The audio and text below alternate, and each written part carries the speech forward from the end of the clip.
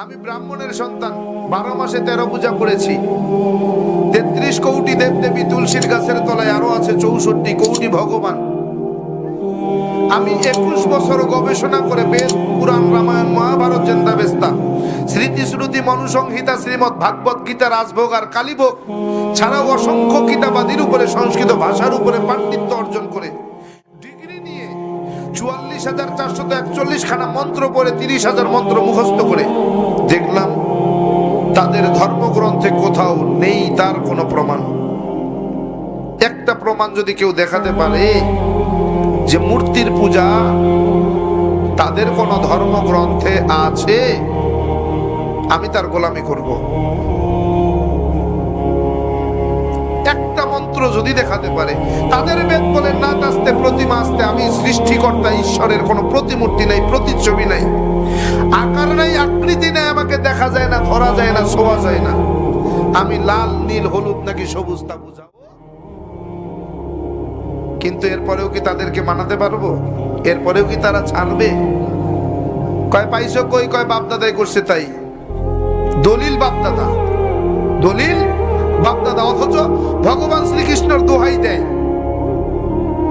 ভগবান শ্রীকৃষ্ণের দোহাই দেয়। ভগবান শ্রীকৃষ্ণ শ্রীমৎ ভাগবত গীতার 7 নম্বর অধ্যায়ের 20 নম্বর পৃষ্ঠার মধ্যে বলেন, অন্ধত্তম প্রবিশান্তি এ অসম্ভূতি মুপাস্তে। কালকে হাসরের মাঠ যখন কায়েম হয়ে যাবে, তোমরা আমাকে ভগবান বলে ভাসায় দিবা, আমারে তোমরা জাহান্নামে নিবা। আমি সেই রাস্তা রাখি নাই, আমি আমার রাস্তা ক্লিয়ার করে দিয়েছি। অন্ধত্তম প্রবিশান্তি এ অসম্ভূতি মুপাস্তে। অন্ধকারের পূজা, মূর্তির পূজা, গাছের পূজা, মাছের পূজা, আগুনের পূজা তারাই করে যারা অন্ধকারের মধ্যে ডুবে রয়েছে, যাদের ভিতরে কোনো আলো পৌঁছায় নাই, যারা এখনো আলোর মুখ দেখে নাই, তারাই কেবল গাছের পূজা, মাছের পূজা, আগুনের পূজা, পানির পূজা করে। আর যারা আলো দেখেছে, হেদায়াত পেয়ে গিয়েছে, নূর দেখেছে, তারা তা করে না। কেমনে বুঝাবেন ওরে? ও ভাই, ইসলাম কিন্তু এমনি গ্রহণ করি নাই, যাচাই বাছাই করে গবেষণা করে তারপরে মুসলমান হয়েছে।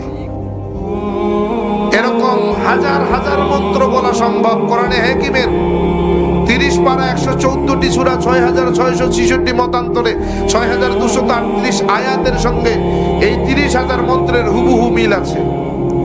কোরআনে হাকিমের প্রত্যেকটি আয়াতের সঙ্গে কয়েক শত মন্ত্র পাঠ করে শোনানো সম্ভব। শুধু তাই না, প্রত্যেকটা মন্ত্রের কিতাবের নাম, অধ্যায় নম্বর, পৃষ্ঠা নম্বর, শ্লোক নম্বর বলার মতো যোগ্যতা আল্লাহ তাআলা আমাকে দিয়েছেন। এমনি মুসলমান হই নাই, যাচাই বাছাই করে দেখছি পৃথিবীতে যদি কোনো শ্রেষ্ঠ ধর্ম থাকে সেটার নাম ইসলাম।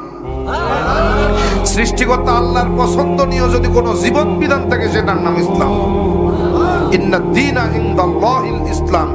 তারা বলেন ইদাং ইসলানাং ওয়াসাং ইল্লাল্লাহ। তাদের ধর্মগ্রন্থ বলে ইদাং ইসলানাং ওয়াসাং ইল্লাল্লাহ। ইদাং হলো দিন, ইসলানাং হলো ইসলাম, অসাং হলো পছন্দনীয় বা পছন্দ করা, ইল্লাল্লাহ হলো সৃষ্টিকর্তা। বোঝা গেল সৃষ্টিকর্তার পছন্দ করা ধর্মের নাম